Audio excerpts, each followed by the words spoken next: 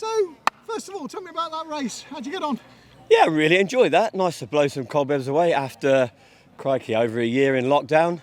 Lovely race, lovely setting, gorgeous setting. So, yeah, fantastic. Really enjoyed it. You had a nice gentle stroll round. Oh, did you? Yes, yeah. We couldn't quite find a coffee shop or anything. No. But, well, rural location, absolutely stunning. But I wish I'd have trained and eaten less pizza yesterday. But hey ho, it's always next week, isn't there? So talking to you two then, because obviously you were big in starting up Park Run in Corby. We were, yeah. And how did all that come about? I was approached by Jackie Brown, I think, who works for Northants Athletics, and myself and Andy Bennett got involved. And then I can't remember the third person that was involved. Who was the lady? There was a lady. Corrine. So us three met around Andy Bennett's house with Jackie, and then it kind of sort of went from there. It was 6 months in the planning, and I think we launched the first one with about 120. Then the numbers dropped to 50 or 60, but then it grew and grew to, I don't know what the current number. What's the average now? Isn't it? Yeah, Park Run as a movement, it's just fantastic. It's got people running, people who would never dreamt of running. The whole couch to 5k, then 5k to Park Run, fantastic. Yeah. And both of you guys were big runners in the first place. I mean, you're Kettering Harriers for many years. Yeah. Former coach. Well, I was in the Harriers from the age of 12, actually, but I had 20 years off in the middle. Misspent 20s. And actually then went back to it when I was about 35. We've since run loads of marathons, and Park Run obviously has been a big part of our life. I've been at Corby and at Kettering, and coaching. I've coached at the Harriers for a number of years, but I've obviously got a bit of ill health now, so I'm just retired. Supporting her chubby husband. That's right, somebody's got to carry him now. So I've changed to walking, actually, so I think that you just have to just do what you can, don't you? I think if you're an outside person and you were a runner, you just do something else outside just to keep yourself a little bit fit, really. So all these people in Corby then that just think runners are mad, and they seem to come to Park Run and sort of change their mind. I mean, what would you say about running in that way? I think that even lockdown has helped with that as well, because so many people have just not known what to do with themselves. And I think just a bit of mental positivity, just to get outside running. I think people started off walking, didn't they? But then, saw other people, similar sizes to them or whatever, just having a run. And I think everyone's had a little stab at it during lockdown. And actually, some of those people will probably move to Park Run, won't they?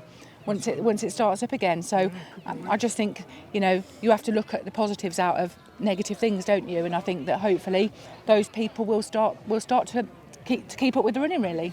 So you've done some mad running schemes, haven't you? You've done marathons. What's the sort of pinnacle of your running career? Cool. Pinnacle of my running stroke. It was Ironman. Did the Outlaw 2011, and to swim, what was it? 2.5 miles, 112-mile bike, then a marathon. That was a tough. I would say that's the hardest stroke, biggest, proudest achievement. But no, I've done the Thunder runs, solos. I've done 100-mile runs. Yeah, actually put weight on doing these.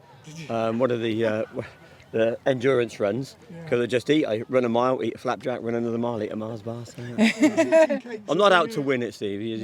Just recently, you've walked the Hadrian's Wall, which is like we have. 85 miles or something. Yeah, that's fantastic. I think we walked 92 actually, because what happened was, when we came off the wall, we'd had these accommodations set up for us. So then we'd have to leave the wall at a certain point, and then we'd have to walk another 2 miles to find your hotel. Which actually was slightly frustrating because we were exhausted. After a few days of walking 20 odd miles, to then walk another 2 to get to your hotel. I'd recommend that to anyone now. It's fantastic. I can't remember the name of the company now. I wish I did. But Contour Travel. Look at them, and they all organise. They move your suitcase on to next B. When you get to next B&B after your 19-mile walk that day, your case is there, you quick drink in the bar, have a shower, down for dinner. Up the next morning, they move it on again. It was absolutely brilliant. Fantastic. So it's a different type of challenge. Yeah, definitely. But different to running, you get time to, smell the roses, look at that view, look at this. It was. I think if we'd have run it, it would have been head down. You just have to be prepared for the weather. We had every time we do a walk of any description, we always get absolutely soaked. We've walked up the 3 peaks as well separately. Yorkshire during, three you know, peaks, you yeah. know, Plasters on the toes. oh my god. Oh my gosh, yeah, yours Lost toe. especially. I when lost, you- you know, I mean, obviously because of my ill health, my feet were affected by my treatment, and during Hadrian's Wall, I lost 4 nails. I had blood blisters, you know, and I mean, I could hardly get my boots on every day. I was on so many painkillers just to get myself going. Good practice But, you for know, my first aid badge, put it that way. So tell us about Lakeland's Hospice then, because obviously that's Corby's Yeah, finest Corby's charity, isn't it? Yeah, it is. Yeah, Corby's largest independent charity. If you don't know, what makes Lakeland's unique is it doesn't receive any statutory NHS government funding. It's raised by the people of Corby Borough. So we raise over 500 grand a year to support people with any life-limiting illness, mostly cancer, but it's any life-limiting illness. A lot of respiratory illnesses because of that generation that built the steelworks and manned the steelworks. There's a lot of respiratory illnesses in Corby, and it's quite high up for the heart failure rate as well. So we run heart failure groups. Anything we do like this, you know, I do it for me, we do it for us, but we use it to, you know, this will go on Facebook later to promote the hospice, and just to promote anyone can do it. Just get out and get involved. And just finally touching on parkruns here, I think parkruns change people's outlook on running. 10 years ago you were crazy if you were a runner. What would you do that for? The parkrun's mantra of it's not a race. I think people turn up, all shapes, sizes, fitness, ages, and see, actually, it's not a race. If I want to walk it, I'll walk it. And next time I do it, I'll walk a bit less and run a bit less.